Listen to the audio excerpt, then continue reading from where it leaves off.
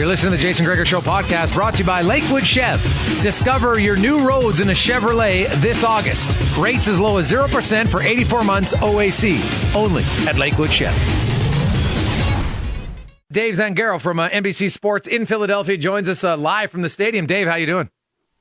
I'm good. How are you? I'm excellent. Now, what's the latest update on the 7,000 lost creatures from the insectatorium in Philadelphia? Man, that story made me chuckle. Yeah, I'm just happy I haven't seen any of them. I wasn't looking forward to being in the city, but I haven't seen one yet. So hopefully they collect them all, or they all get away from me. I just don't want to be around them. Now, the Eagles, fittingly, they won the Super Bowl with Carson Wentz, and they will start, at least for week one, without their franchise quarterback. Nick Foles, it's only preseason, Dave, but the Eagles offense, I don't know if it's hard to get any sort of line on where they're at because they didn't do much in the preseason. Yeah, it's tough for a few reasons, and one of them, obviously they didn't look good, but it was a really vanilla game plan. They weren't doing what they need to do to be effective with Nick Foles. They weren't really running the RPO game as much.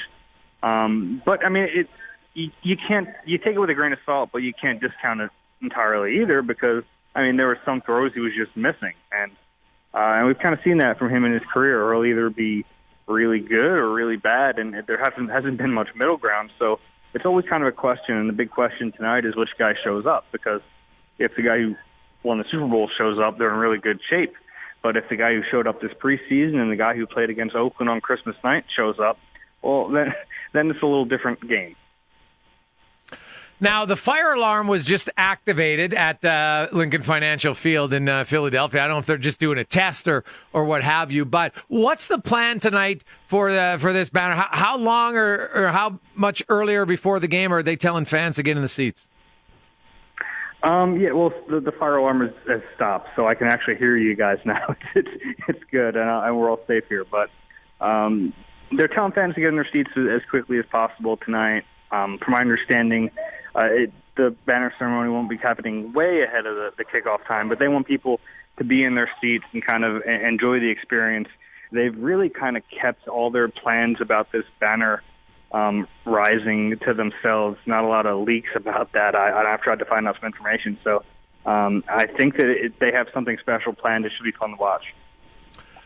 Now, what about the rest of this team? What's the biggest difference from Eagles championship team in February to the team that's going to start tonight? There are some differences. They bring back a lot of the same stars, but some of the guys on the defensive line have changed. Vinny Curry's gone. Bo Allen's gone. They bring in Michael Bennett. Derek Barnett's going to have a more expanded role. On offense, no more LeGarrette Blount. Jay is going to have to kind of be the guy a little bit more. It's a big year for him, a contract year for him. So we'll see what he's able to do with all this pressure on him now. At receiver, they don't have Alshon Jeffrey to start the season. He's still recovering from the rotator cuff surgery he had after the year. It's kind of crazy. He played all of last season with that torn rotator cuff, and now he's going to miss the season opener because of the surgery. But I think that's a fair trade-off in Philadelphia that, he plays all last year. They won a Super Bowl. If he's going to miss the first couple games of this year, they'll happily take that.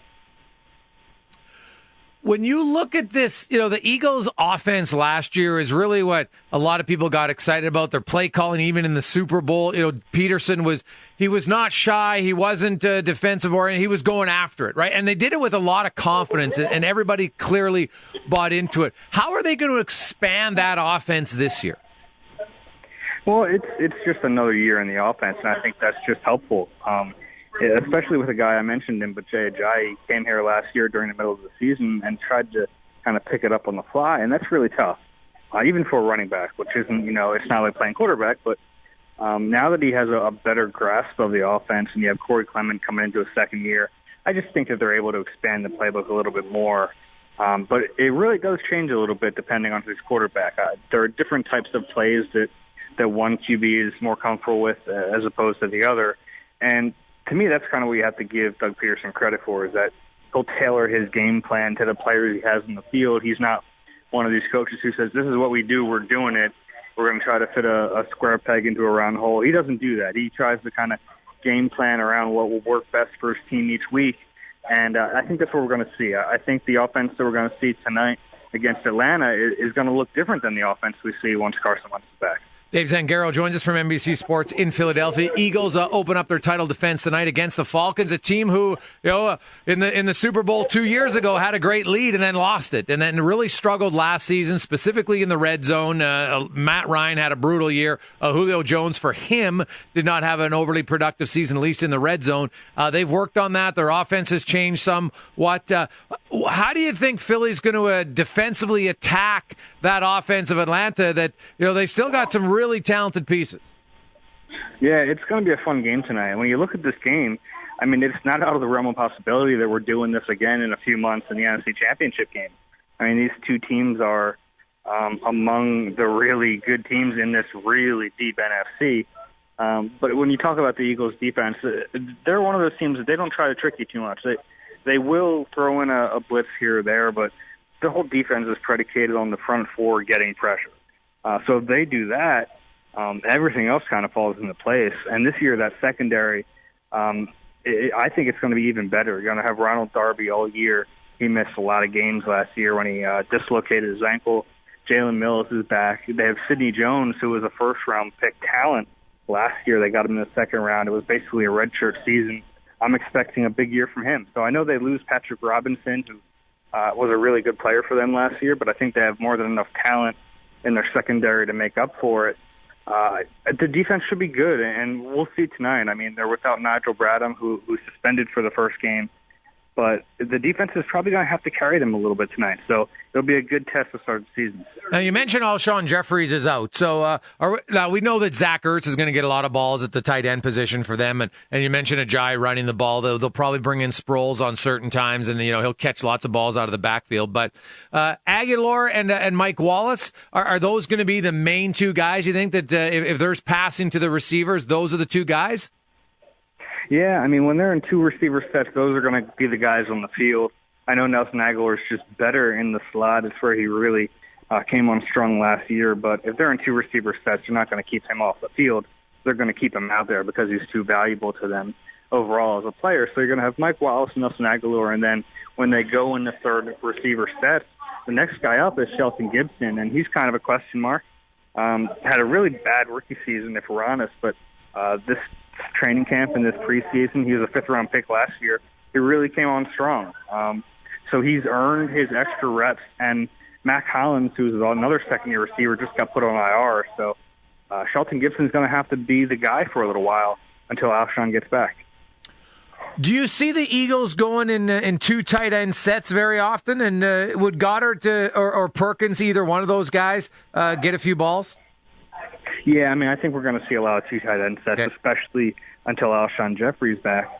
Dallas Goedert's a talented young rookie, and I know the learning curve for a rookie tight end, especially in this offense that really is demanding on tight ends, it's hard. It's hard to come in as a rookie and make an impact, but this kid has skills, and he's a willing blocker. He still has a lot to learn there, but he's a willing blocker. He's got great hands. I think he can be a big threat in the red zone because when you have guys like, Zach Ertz and Darren Sproles and even when he comes back, Alshon Jeffrey, those guys, they demand so much attention that you're going to have Dallas Goedert in a lot of one-on-one favorable matchups.